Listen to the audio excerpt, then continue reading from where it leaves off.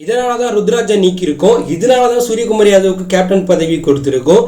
Kill தான் அடுத்த super ஸ்டார்னு இந்திய அணி இலங்கைக்கு எதிராக தேர்வு பண்ண அணி தேர்வு குறித்து புதிய பயிற்சியாளர் கௌதம் கம்பீரும் இந்தியனுடைய தேர்வு குழு தலைவர் அஜய் அகரும் பல விஷயங்கள் பேசியிருக்காங்க.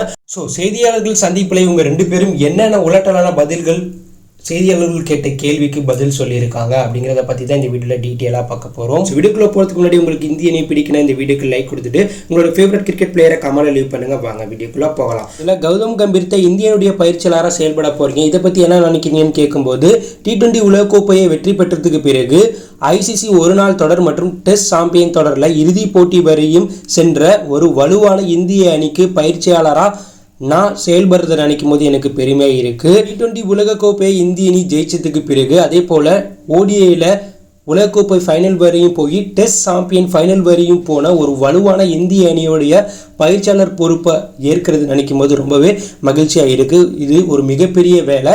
பயிற்சியாளராக என் தரத்தை நான் வளர்த்துக்கிட்டாலும் அணிக்கு என்ன தேவையோ அதை கண்டிப்பாக நான் வளர்த்துக்குவேன். கண்டிப்பாக அணிக்கு என்ன தேவையோ அதை முழு மூச்சோட நான் வீரர்கள் கூட இணைந்து செயல்படுவேன்னு கம்பீர் அவர்கள் சொன்னார். அடுத்ததான் எதனால ஜடேஜாவை ட்ரா பண்ணீங்க அப்படிங்கிற கேள்விக்கு பதிலளித்த அஜய் அகர், ஜடேஜாவை ஓடியிலிருந்து ட்ரா பண்ணலை. அடுத்து இந்திய அணி பெரிய டெஸ்ட் சீரியஸில் தொடர்ந்து விளையாட போகிறாங்க, அதனால அவருக்கு ரெஸ்ட் கொடுத்துருக்கோம். அவர் கண்டிப்பாக இதுக்கப்புறம் ஓடியில் கம்பேக் ஆவார்னு அஜய் அகர் சொன்னார். அடுத்ததான் எதனால சூரியகுமார் யாதவுக்கு கேப்டன் பதவி கொடுத்தீங்க அப்படிங்கிற கேள்விக்கு பதிலளித்த அஜய் அகர், கேப்டன் பொறுப்பை ஏற்க சூரியகுமார் யாதவ் முற்றிலும் தகுதியான வீரர். அவர் ஒரு மிக சிறந்த T20 கிரிக்கெட் வீரர். அவருக்கு T20ல நிறையா மூளைகள் இருக்குது.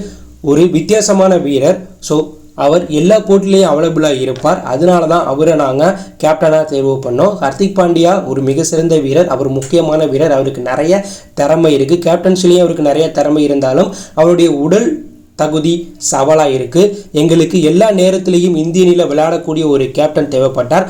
அதனால தான் நாங்கள் சூரியகுமார் யாதவை கேப்டனாக தேர்வு பண்ணோம், ஹர்திக் பாண்டியாவை கேப்டனாக தேர்வு பண்ணலை அப்படிங்கிற மாதிரி அஜய் அகர் இந்தியனுடைய T20 புதிய கேப்டன் குறித்து பதில் சொன்னார். அடுத்ததாக கம்பீர் அவர்கள்ட்ட விராட் கோலி உங்களுக்கும் இருக்கக்கூடிய நட்புறவு பற்றி கேட்கும்போது, எனக்கும் விராட் கோலிக்கும் நல்ல நட்புறவு உள்ளது. உலகத்தரம் வாய்ந்த பேட்ஸ்மேன் விராட் கோலி. நாங்கள் இருவரும் இந்திய அணிக்காக கடுமையாக உழைப்போம். 140 கோடி மக்களை பெருமைப்படுத்துகிற வகையில் நாங்கள் செயல்படுவோம்னு கம்பீர் சொன்னார். அடுத்த வருடம் நடக்க போகிற சாம்பியன் டிராஃபியில் விராட் கோலி ரோஹித் சர்மா விளையாடுவாங்க. அதே போல் அதற்கப்புறம் நடக்க போகிற 2027 உலகக்கோப்பையில் விராட் கோலி ரோஹித் சர்மாவையும் நம்ம இந்திய அணியில் பார்க்கலாமான்னு கம்பீர்கிட்ட கேட்டாங்க. அதற்கு பதிலளித்த கம்பீர், விராட் கோலி ரோஹித் சர்மா முழு உடல் தகுதியோடு இருந்தால் 2027ஆம் ஆண்டு உலகக்கோப்பையில் விளையாடுவாங்கன்னு கம்பீர் சொன்னார். இதுதான் செய்தியாளர்கள் அஜய் அகர் மற்றும் கம்பீர்கிட்ட கில்லை விட T20யில் சூப்பராக விளையாண்ட ருத்ராஜ் கேட்வார் மற்றும் அபிஷேக் சர்மாவை ஏன் T20லிருந்து ட்ராப் பண்ணீங்க அப்படின்னு கேட்டாங்க. அதற்கு பதிலளித்த அஜய் அகர், இந்திய T20 ஸ்குவாடை பொறுத்தளவில் 15 வீரர்களை மட்டும்தான் தேர்வு பண்ண முடியும். ஸோ அணியில் இல்லாத வீரர்களுக்கு அநீதி இழைக்கப்பட்டது அப்படின்னு உணர வேண்டாம். உதாரணத்துக்கு T20 உலகக்கோப்பையில் ரிங்கு சிங் இடம்பெறலை. அவர் அதற்கு முன்பு சிறப்பாக விளையாண்டார்.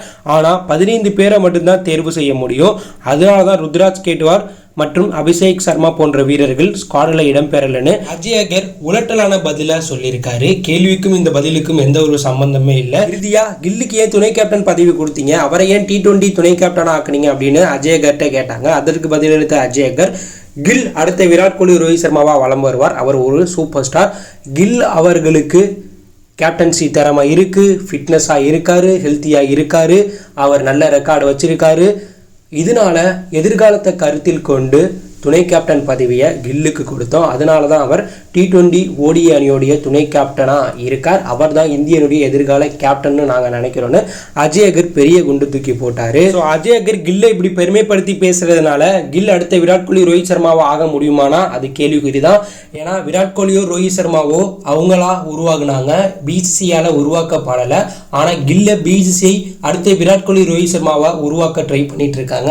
ஆனால் இதெல்லாம் கிரிக்கெட்டில் நடக்க வாய்ப்பில்லை தான் சொல்லணும். ஸோ தேர்வுக்குழு அதிகாரி அஜய் அகர் மற்றும் கௌதம் கம்பீர் இந்த பிரஸ் மீட்ல சொன்ன எந்த பதிலுமே ஏற்றுக்கொள்ள முடியாத பதிலாக தான் இருக்கு. நீங்க சொல்லுங்க, கில் அவர்களை அடுத்த சூப்பர் ஸ்டாரா ஆக்க BCCI பிளான் பண்ணியிருக்கிறது வெளிப்படையா தெரியுது. இதை பத்தி என்ன நினைக்கிறீங்க? கம்பீர் அஜய் அகருடைய இந்த இந்திய அணி தேர்வு குறித்தான கருத்துக்களை பத்தி நீங்க என்ன நினைக்கிறீங்க அப்படிங்கிற கருத்தை கமெண்ட்ல லீவ் பண்ணுங்க. இதில் பிடித்திருந்தால் லைக் பண்ணுங்க, ஷேர் பண்ணுங்க, கமெண்ட் பண்ணுங்க, மறக்காம நம்ம சேனலை சப்ஸ்கிரைப் பண்ணி ஃபாலோ பண்ணுங்க. தேங்க்யூ ஃபார் வாட்சிங்.